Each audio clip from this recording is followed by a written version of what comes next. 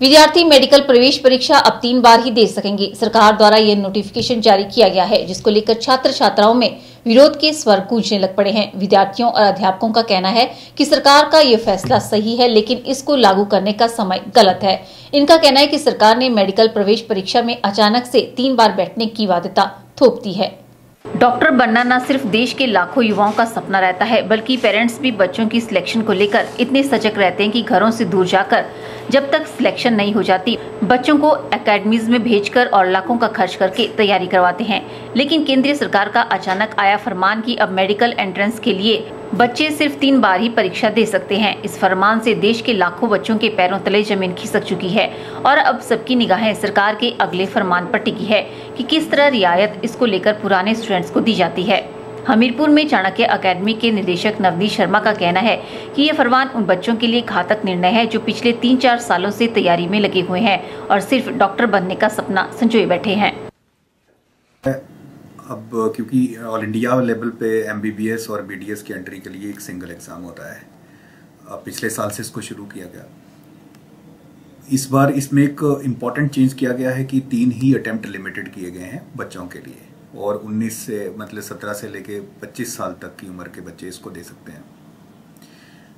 3 attempt limit करने से थोड़ा सा ये एक हेस्टी डिसीजन मैं कह सकता हूँ कि ये है, बिकॉज कुछ बच्चे जो ऑलरेडी 3 अटेम्प्ट कर चुके हैं उन बच्चों को इससे बाहर कर दिया गया। टेक्निकली ये डिसीजन जो है वो सही नहीं है। रीज़न उसका ये है कि कोई भी लीगली रेट्रोस्पेक्टिव इफेक्ट के साथ लॉ नहीं होता। वहीं एक्मे स्टडी पॉइंट हमीरपुर के प्राचार्य नवनीत सिसोदिया व सुपर मैग्नेट अकेडमी के अध्यक्ष प्रवेश ठाकुर ने इस फैसले को सही करार दिया है, लेकिन इसको लागू करने के समय को गलत बताया है। उनका कहना है कि सरकार को इसे 1 साल पहले या फिर इस टेस्ट के बाद अगले साल के लिए लागू करना चाहिए था।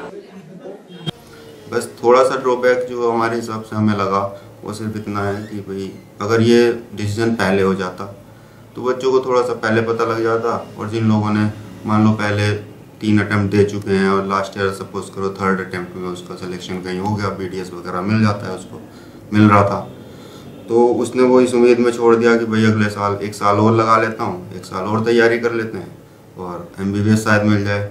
अब उसको इस समय पता लग रहा है मिड सेशन में और कि अब तो मैं एलिजिबल ही नहीं हूँ अगले अटेम्प्ट के लिए, तो उन लोगों को थोड़ा सा सेटबैक लगा और उनके लिए नहीं वो नुकसान वाले काम भी रहा कि अब उनको यही नहीं आइडिया है कि अब वो आगे क्या करेंगे, क्योंकि 3 अटेम्प्ट उनके ऑलरेडी पूरे हो चुके हैं और लास्ट ईयर उनका जो मिलना था वो उन्होंने छोड़ दिया, तो उनके लिए थोड़ी सी दिक्कत वाली बात रहेगी। देखो, सरकार का कोई भी डिसीजन वैसे तो गलत नहीं होता है। CBSE ने या सरकार ने जिसने भी निर्णय लिया है एक अच्छे लेवल पे ये निर्णय लिया हुआ है।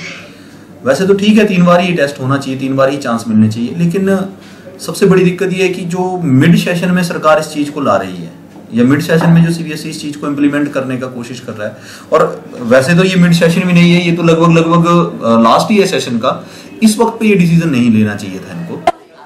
वहीं बच्चे भी इस फैसले से असमंजस की स्थिति में आ गए हैं। स्टूडेंट्स का कहना है कि इस फैसले को आगामी सेशन से शुरू किया जाना चाहिए था। इनका कहना है कि पूरे साल इसकी तैयारी में वे जुटे थे। अब जब परीक्षा का समय आया है तो सरकार ने अचानक से 3 बार परीक्षा में बैठने की बाध्यता थोप दी है। इससे देश के लाखों छात्रों की पूरे 1 साल की मेहनत और समय बर्बाद हो गया है। नहीं, वैसे तो देखा जाए एक तरह से गलत डिसीजन है, क्योंकि मिड सेशन, क्योंकि इन्होंने लास्ट टाइम जो रिजल्ट निकाला था वो भी अभी अक्टूबर इधर तक जो था सेशन चला गया था, तो उसके बाद थोड़ा सा टाइम बचा था हमारे लिए तैयारी के लिए। तो जब उधर से स्टार्ट करो तो फिर उसके बाद थोड़े से टाइम में इन्होंने अलग डिसीजन दे दिया कि आप 3 अटेम्प्ट से ज़्यादा नहीं दे सके, तो ये थोड़ा गलत है। वैसे तो सरकार का हर एक डिसीजन ठीक ही होगा, लेकिन जो नीट का एक पर्टिकुलर डिसीजन है वो आई थिंक थोड़ा इन्होंने गलत कर दिया। क्यों? क्योंकि अब हमारे वो सेशन है जिसमें हमारे को अब अपना हार्ड वर्क करना होगा, ठीक है। अब थोड़ा सा टाइम बचा है पेपर के लिए हमारे को, तो अगर अब वो कहते हैं कि हम पेपर नहीं दे सकते, स्टूडेंट्स पेपर नहीं दे सकते, तो आई थिंक थोड़ा इन्होंने गलत किया है। के चैनल के लिए हमीरपुर से नवनीत बत्ता की रिपोर्ट।